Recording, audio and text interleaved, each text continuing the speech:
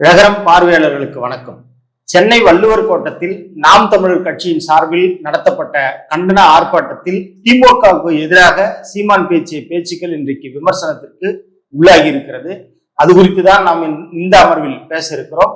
அது குறித்து பேசுவதற்காக நாம் தமிழர் கட்சியின் மாநில ஒருங்கிணைப்பாளர் ஜெகதீச பாண்டியன் அவர்கள் நம்மோடு இணைந்திருக்கிறார். நிகழ்ச்சிக்கு அவரை வரவேற்கிறேன். வணக்கம். தமிழக அரசியல்ல பொதுவா தமிழ் தேசிய அரசியலில் சீபா ஆதித்தனார், மாப்போசி போன்ற பெரும் தலைவர்கள் கூட தொடாத ஒரு உச்சத்தை நாம் தமிழர் கட்சி இன்றைக்கு தொட்டு இருக்கிறது. குறிப்பாக சீமானுடைய அந்த அரசியல் முழக்கம், மேடைகளில் அவர் பேசுகிற அந்த பேச்சு என்பது ஒரு இளம் தலைமுறையை கயிறில் கட்டி போடுவது போன்ற இன்றைக்கு இருக்கிறது. இந்த சூழலில் திமுகவுக்கு எதிராக வள்ளுவர் கோட்டத்தில் நடைபெற்ற அந்த ஆர்ப்பாட்டத்தில் அவர் பேசிய அந்த பேச்சுக்கள் ஒரு முக சுளிப்பை ஏற்படுத்தியிருக்கிறது என்று பொதுவாக பொதுமக்கள் கருதுகிறார்கள். அது குறித்து உங்களுடைய பதில்?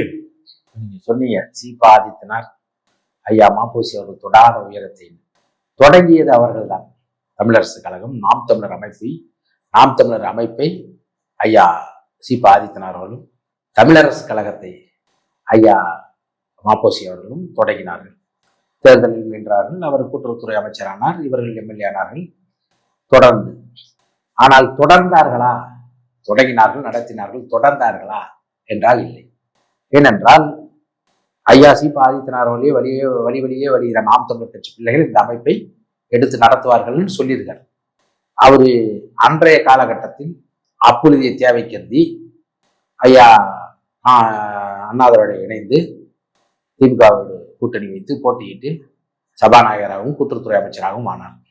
மொழிவழி மாகாண பிரச்சனையின் போது தமிழரசு கழகம் வீறு கொண்டு தமிழகம் முழுக்கள் எல்லாம் தமிழர்களுடைய உரிமைக்காக குரல் கொடுத்து தேர்தலில் நின்று பின்பு ஐயா காங்கிரஸோடு ஐக்கியமாகி விடுதலை புலிகள் தலைவர் பிரபாகரனை விமர்சித்து இறுதி காலத்தில் ஏற்றுக்கொண்டுதான் இறந்தார். அவர்கள் தொடங்கினார்கள், தொடரவில்லை.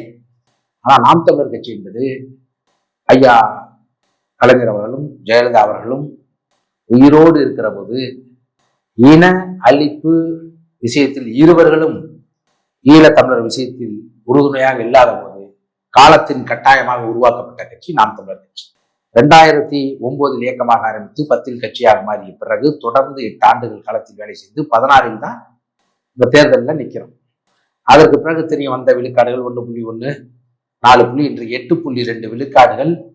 யாருடைய வாக்கும் எங்களுக்கு இல்லாமல், அதான் முக்கியம், யாருடைய வாக்கும் இல்லாமல் தமிழ் தேசிய கருத்தியலை கொண்டு நாம் தமிழருக்காக விழுந்த வாக்குகள் தான் அந்த 37 லட்சம் வாக்குகளும்.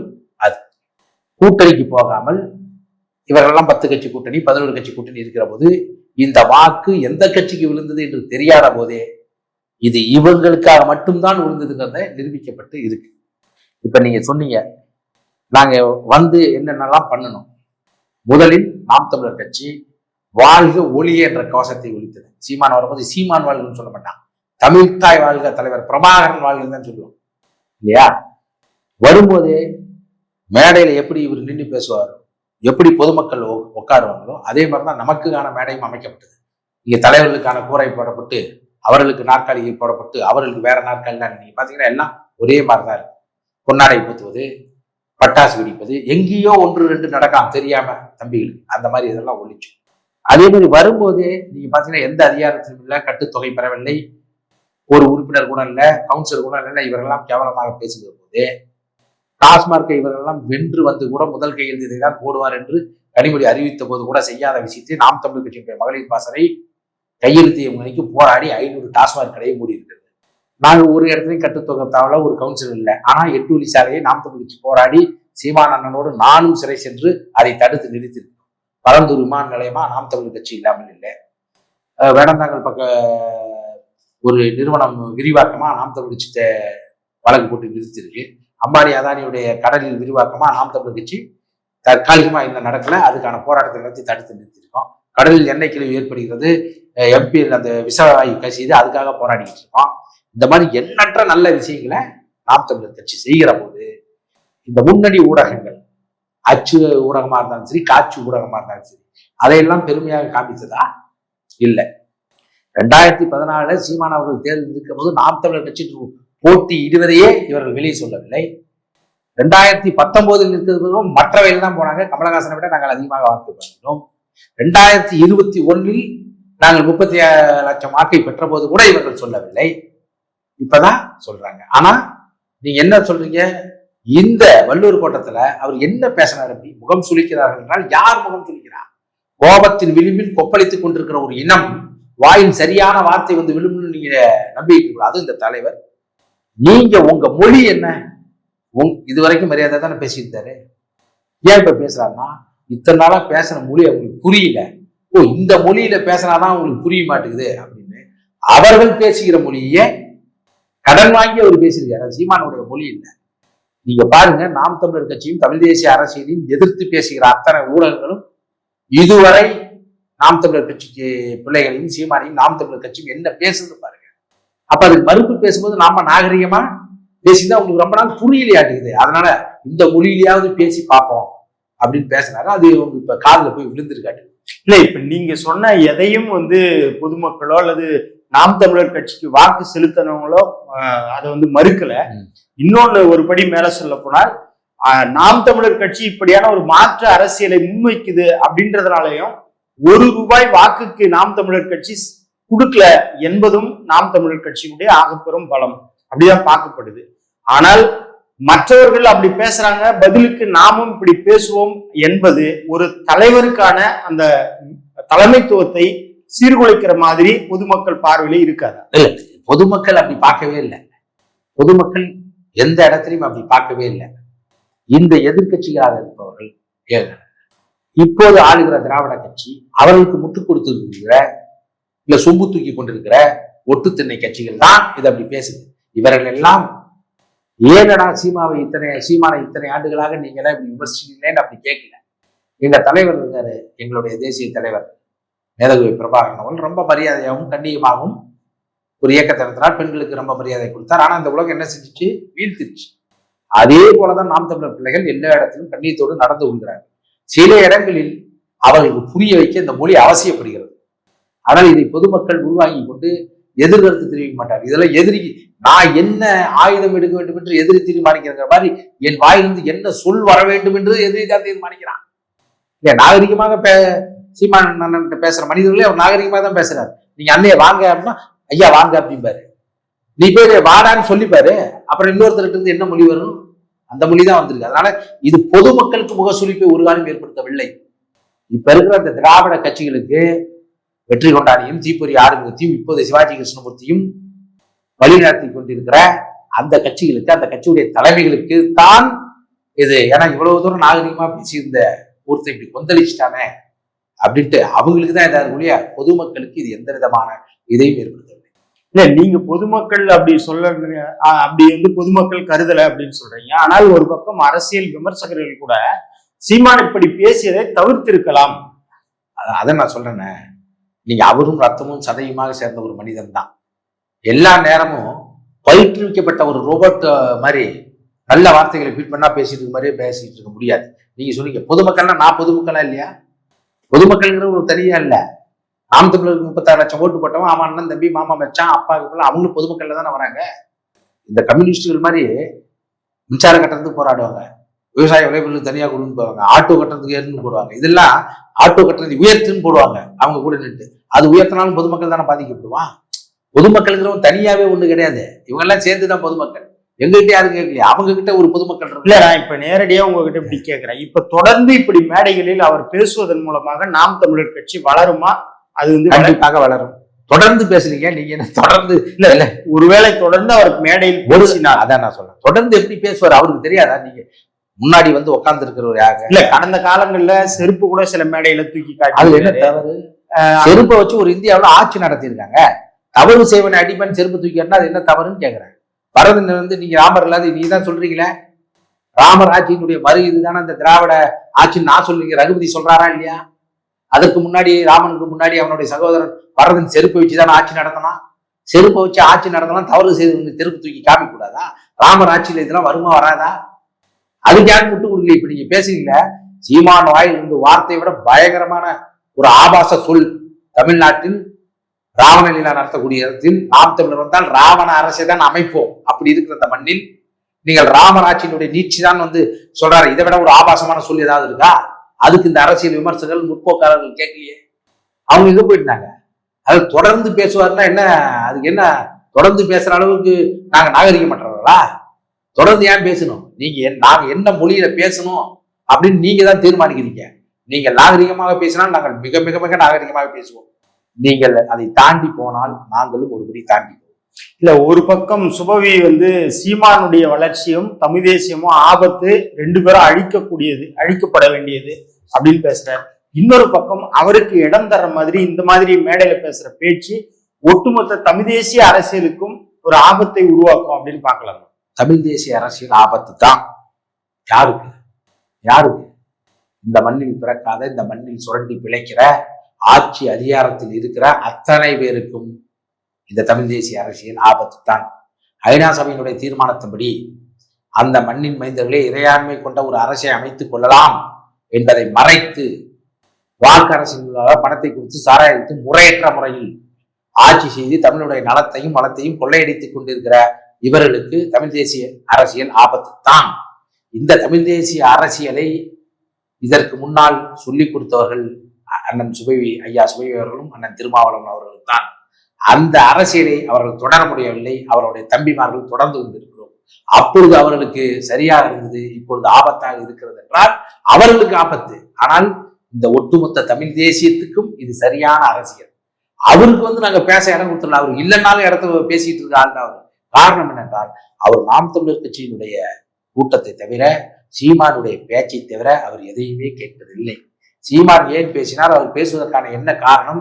நம்மை சார்ந்த திராவிட இயக்கத்தை சார்ந்த இத்தனை யூடியூப் சேனலும் சீமானை மரியாதை இல்லாத பேசுகிறதே, அதை என்னைக்காவது கண்டிச்சுட்டு இதை சொன்னார்னா சரி ஐயா சொல்றாருன்னு ஏத்துக்கிட்டு பரிசீலனை பண்ணலாம் அப்படின்னு நினைக்கலாம். ஆனா இதை விட மோசமாக வசை சொல்லை பேசுகிறவருடைய தலைவரினுடைய ஒட்டுத்திணையாக இருக்கிற அண்ணன் சுபவி அவர்கள் இதை பேசக்கூடாது. அவருக்கு எந்த ஒரு அருகதையுமே இல்லை.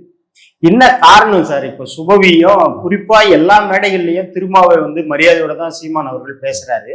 ஆனால் சுபவியும் திருமாவும் சீமானையும் நாம் தமிழரையுமே குறிவைக்க என்ன காரணமா பாக்குறீங்க? அவர்களுடைய ஓனர்களுக்கு, அவருடைய முதலாளிகளுக்கு தன்னுடைய நம்பகத்தன்மையை நிரூபிக்க வேண்டும் என்று அவர்களுக்கு ஒரு கட்டாயம் இருக்கிறது. ஏன்னா ஐயா கலைஞர் கருணாநிதி அவர்களை சுபவி விமர்சிக்காத அளவுக்கு நாம் தமிழர் இன்னும் விமர்சித்து விடவில்லை. அவர் விமர்சித்தது நாம் தமிழர் தம்பிமார்களுக்கு, இப்போ வந்த தம்பிமார்களுக்கு தெரியாது. கலைஞரை கட்டுகிறேன் என்றும் இதைவிட மோசமான வார்த்தைகளை சொல்லியும் அண்ணன் திருமாவளவன் பேசியது இணையதளங்களில் இருக்கிறது. ஐயா வைகோ அவர்கள், கலைஞர் அவர்கள் பழைய தொழிலே செய்ய போகலாம் அப்படின்னு சொல்லி பேசியது அந்த அளவுக்கு கேவலமாக சீமான் ஒருபோதும் பேசியதில்லை. நாகரிகமாக பேசிக் கொண்டிருந்தார். இவர்கள் இருவருக்கும் இந்த அரசியலில் சீமான் வளர வளர அவர்களுடைய இடம் காலியாகி கொண்டிருக்கிறது. அவர்களுக்குரிய இடம் அப்படின்னா நீங்க எதை குறிப்பிடுறீங்க? நீங்க எதை குறிப்பிடுறீங்களோ அதை தான் நான் சொல்றேன். நீங்க அவங்களுக்கு ஏன் வருது கோபம்? எந்த இடத்துலயாவது திருமாவளவனையோ இல்ல ஐயா ராமதாஸையோ அன்புமணியோ ஏன் ஸ்டாலின் அவர்களையோ கனிமொழி அவர்களையோ மரியாதை குறைவாக சீமான் பேசியிருக்காரா? கருத்தியல் ரீதியாக பேசியிருக்காரு. ஏன் சுபவி அவர்களை கூட என்னை இரு கரைகளாக இருந்து அரவணைத்து செல்கிற அண்ணன் அறிவுமதி சுபவி தானே பல மேடைகளை பேசியிருக்கிறாரு. இதையெல்லாம் சீமான் ஆரம்ப காலத்தில் பேசுகிற பேச்சுக்கான குறிப்புகளை கொடுத்தவர்கள் நீங்க தானே, சுபவி தானே. இன்னைக்கு உங்களுடைய சுய லாபத்துக்காக நீங்க அவர் தமிழ் தேசியம் ஆபத்துன்னு சொல்றாரு. எதனால அப்படி சொல்றாரு? இடதுசாரி தமிழ் தேசியம்னு புத்தகம் எழுதுறது யாரு? நாங்களா சுபவியா? அப்ப அந்த தமிழ் தேசியம் ஆபத்தானதா? தமிழ் தேசியம் அவருடைய முதலாளிகளுக்கு ஆபத்தானாக இருக்கிறது. முதலாளிகளுக்கு முட்டுக்குள்ள வேலையை முதலாளிகளுக்கு ஆபத்தா அல்லது இங்க திராவிடர்னு யார சொல்றீங்க? நீங்க யார அவருடைய முதலாளின்னு குறிப்பிடுறீங்களோ ஐயா ஸ்டாலின் அவர்களை. சரி, அவருக்கு ஆபத்தா அல்லது இந்த திராவிடம் என்கிற தத்துவம் வீழ்ந்து போகும், தமிழ் தேசியம் விழுந்தால் சரியா அப்படின்றத நம்ம புரிஞ்சுக்கணும். திராவிடம் தத்துவமா சொல்லுங்க. இல்ல இவ்வளவு காலமா அவங்க திராவிடத்தை அவங்க சொல்லி இப்ப இருந்து திராவிடம் என்பது தத்துவம் சொல்லாங்க. திராவிடம் ஒரு கருத்துங்கிறாங்க. கொஞ்ச நாளைக்கு சொன்னாங்க திராவிடம் ஒரு மரபினத்தை குறிக்குது, திராவிடம் என்பது ஒரு இடத்தை குறிக்குது. இப்ப திராவிடம் என்பது கருத்தியல் சொல்லுங்காங்க. எந்த காலத்திலும் திராவிடத்தை தத்துவமாக தமிழர்கள் ஏற்றுக்கொள்ளவே இல்லை. முதல் திராவிடம் என்ற வார்த்தையை பயன்படுத்திய ஐயா அயோத்திதாச பண்டிதர் கூட அதற்கு பிறகு அந்த பத்திரிகை ஒரு பைசா தமிழன் என்றும் தமிழன் என்றும் பெயர் வைத்து அப்பவே தமிழன் எதுவும் கொண்டு வந்துட்டாங்க. பெரியாருக்கு 35 வயது மூத்தவர்கள். ஐயா சிங்காரவன் அவர்கள் மூத்தவர் அவர், ஐயா வஉசி அவர்கள் மூத்தவர் அவர்கள், இரட்டைமலை சீனிவாசன் அவர்கள் பெரியாரை விட மூத்தவர் அவர்கள் எந்த இடத்திலும் திராவிடத்தை தூக்கி பிடித்ததே இல்லை. தூக்கி பிடித்தது இவர்கள் தான். இப்பொழுது நாங்களும் திராவிடத்தை அந்த காலத்தில் அப்பொழுது நான் ஒரு காலம் ஏற்றுக்கொண்டதில்லை. ஏன்னா என் குடும்ப அரசியல் பின்னணி அப்படி. அதை ஏற்றுக்கொண்டவர்களோடு நான் இருந்திருக்கிறேன். ஆனா இன்னைக்கு இதனுடைய வெட்ட வெளிச்சம் ஈழப்போருக்கு பின்னாடி தெரிந்து விட்டது. அதுவும் ஜல்லிக்கட்டு போராட்டம் நீங்க பார்த்துருப்பீங்க. இந்த நூற்றாண்டில் நடந்த மாபெரும் புரட்சி. அதிகபட்சமாக 25 லட்சம் பேர் ஒரு இடத்தில் கூடி ஒரு வார காலமாக ஆணும் பெண்ணும் பாகுபாடு இல்லாமல் அவர்களுக்கு எந்த பிரச்சனையும் இல்லாமல் இவ்வளவு இந்த குடி கஞ்சா இருக்கிற காலத்தில் கூட எந்த ஒரு அசம்பாதம் நடக்காமல் அந்த போராட்டத்தை நடத்தி காட்டினாங்க. அதுல கடற்கரையில கூடின எல்லாரும் நாம் தமிழர் வீட்டு பிள்ளை இல்லை, எல்லா கட்சியை சார்ந்த பிள்ளைகளும் இருந்தார்கள். ஆனால் அவர்கள் உயர்த்தி பிடித்த கொடி தமிழன்கிற கொடிதான். திராவிடம் நமக்கு பிடிக்கல. அப்ப திராவிடம் செத்து போன ஒன்றை பாதுகாக்க வேண்டும். இல்ல அதுக்காக தான் சுபவி பயப்படுறாரா? ரொம்ப பயப்படுற, அதுக்குதான் பயப்படுறாரு. ஏன்னா அவர்கள் தொடங்கினார்கள், பாதியில் விட்டு இன்னொரு இடத்தில் ஐக்கியமாகிவிட்டார்கள். தன்னுடைய சுய தேவையை பூர்த்தி செய்து கொண்டிருக்கிறார்கள். தன்னுடைய சுய இன்பம் கூட சொல்லலாம். அவர் அதுக்கு பாதிப்பு வந்துவிடும் என்பதற்காகத்தான் தமிழ் தேசியத்தை கொண்டிருக்கிற தமிழ் தேசியத்தை எல்லாத்தையும் இருக்கிற சீமானம் மட்டும் இருக்கிற ஐயா மணியரசனையும் இருக்கிறாங்க. இவங்க புரியுதா உங்களுக்கு? தமிழ் தேசிய தத்துவத்தை எதிர்க்கிறாங்க.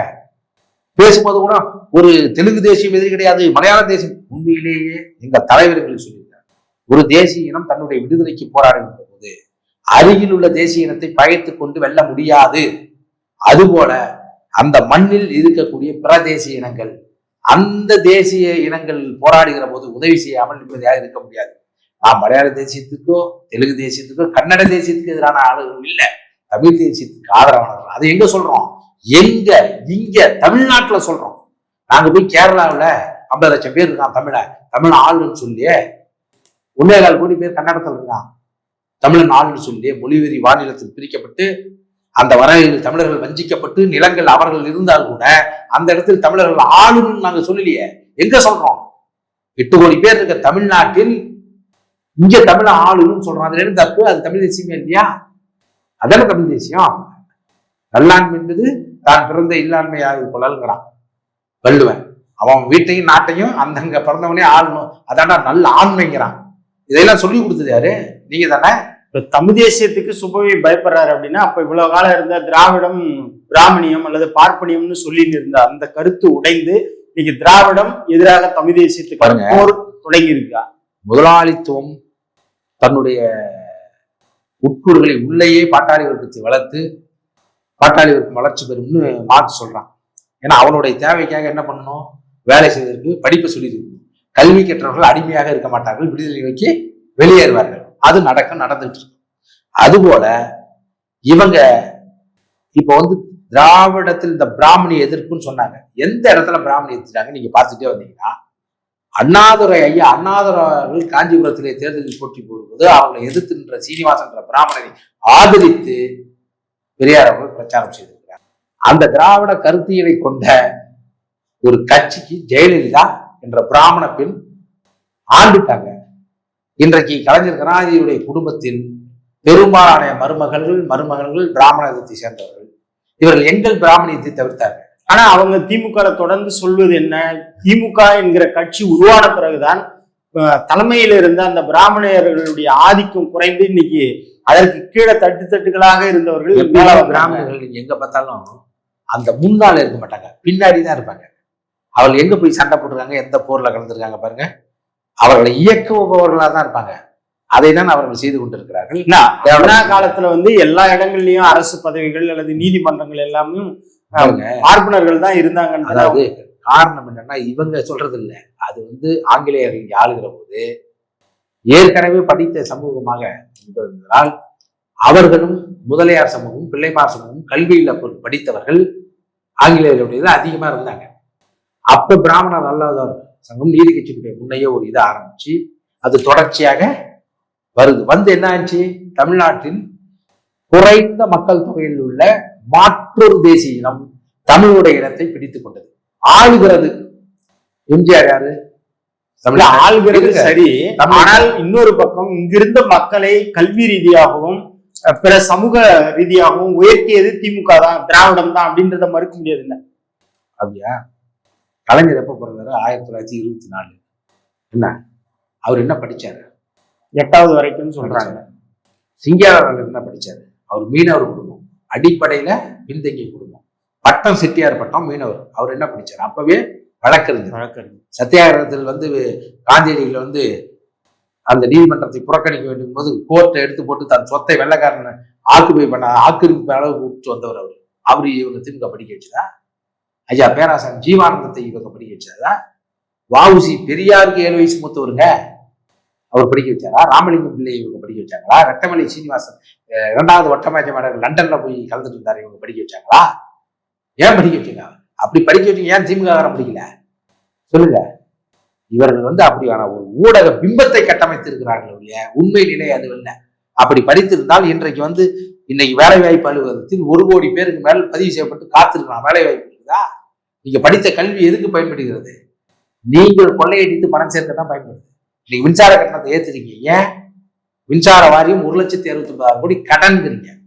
போக்குவரத்து பேருந்து கட்டணத்தை காரணம் என்னன்னா போக்குவரத்து துறையில் கடன்கிறீங்க. போய் பன்வேல்ராஜன் லண்டன்ல படிச்சுட்டு வந்தாரு, எக்கனாமிக்ஸ் படிச்சீங்க, நிதித்துறை அமைச்சரா போட்டீங்க, பெட்ரோல் டீசல் விலை குறைச்சிங்களா? உங்கள் படிப்பு நீங்கள் கொள்ளையடிப்பதற்கும் கொள்ளையடித்த காசை காப்பாற்றிக் கொள்வதற்கும் தெரியாமல் திருட்டுத்தனம் பண்ணுவதற்கும் தான் பயன்பட்டு சமூக மாற்றத்திற்கோ தமிழருடைய வளர்ச்சிக்கோ பயன்படவில்லை.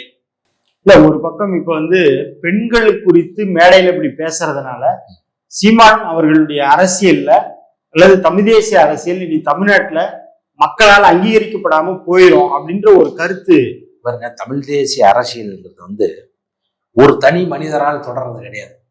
ஏன் அண்ணன் சீமான் அண்ணன் 2003 அதே இப்ப பேசுறதான் பல மேடைகளில், பெரியாரிய மேடைகளில், அம்பேத்கர் மேடைகளில், பாமக மேடைகளில், கம்யூனிஸ்ட் மேடைகளில் பேசிக்கொண்டிருந்தார். ஏன் 2009 காலம் உருவாகணும், காலம் கழிந்து வரணும், அதற்கு பிறகுதான் ஆரம்பித்து விட்டது. இந்த பேச்சால் இந்த தேசிய அரசியல் வீழ்ந்து விடும் அப்படின்னு சொல்றது அவர்கள் எதிர்பார்க்கிறாங்க. இல்ல, தமிழ் தேசியம் பேசுறவங்களே இப்படிதான் மேடையில பேசுவாங்க. ஏங்க, இதை விட மோசமாக பேசிய திராவிட இயக்கம் இல்ல, அதனாலதான் திராவிட இயக்கம் இன்னைக்கு மக்கள் கிட்ட செல்வாக்கு இல்லாம இருக்கு சொல்றீங்களா? அதனால இது அவர்களுடைய பேச்சுக்கு பதில் பேச்சியாக தான் மக்கள் எடுத்துக்கொள்வார்கள் ஒழிய இது வீழ்ச்சிக்காக பயன்படாது, வீழ்ச்சியாக போகாது.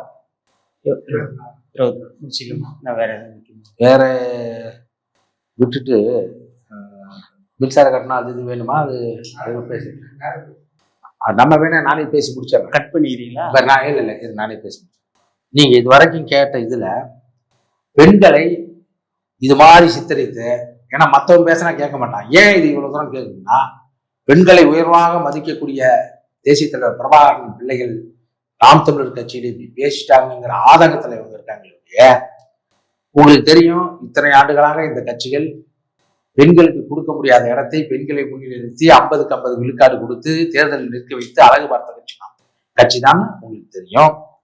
பெண்களை இவர்கள் பேசாத அளவிற்கு நாம் தமிழர் கட்சி பேசல. அதுக்காக நாங்க பேசவும் இல்லை. எந்த பெண்களை நீங்க 40 பாராளுமன்றத்தில் 20 பெண்களை அண்ணன் சீமான் அவர்கள் நிற்க வைத்து அவர்களை பற்றி 20 நிமிஷத்துக்கு மேல பெருமையாக பேசிய போது எந்த ஊடகமும் காட்டாத ஊடகங்கள் இன்றைக்கு அவர்களுக்கு பேச வேண்டிய, புரிய வைக்க வேண்டிய மொழியை பேசியதால் இது அவதூறுகளாக இதை பரப்புறாங்களே ஒழிய இது பொதுமக்களுக்கோ நாம் தமிழ் கட்சியினுடைய உறுப்பினர்களுக்கோ இல்ல ஆரோக்கியமான அரசியலை முன்னெடுக்கிற இவர்களுக்கோ இந்த மொழி வாயிலிருந்து வரக்கூடிய அந்த நேரத்தில் இருக்க அர்த்தத்தை மட்டும் எடுத்துக்கொள்ள மாட்டார்கள். அதன் பின்னால் இருக்க வழியைத்தான் சரியான தமிழ் தேசியர்கள் உணர்ந்து கொள்வார்கள். ஆகவே இது எங்களுக்கு வீழ்ச்சியை ஒருபோதும் தராது. நன்றி. இவ்வளவு நேரமாக பல்வேறு விடயங்களை பகிர்ந்து கொண்டமைக்கு நன்றி. நகரம் நேயர்களுக்கு நன்றி. அடுத்த ஒரு நேர்காணலில் சந்திக்கிறேன். வணக்கம்.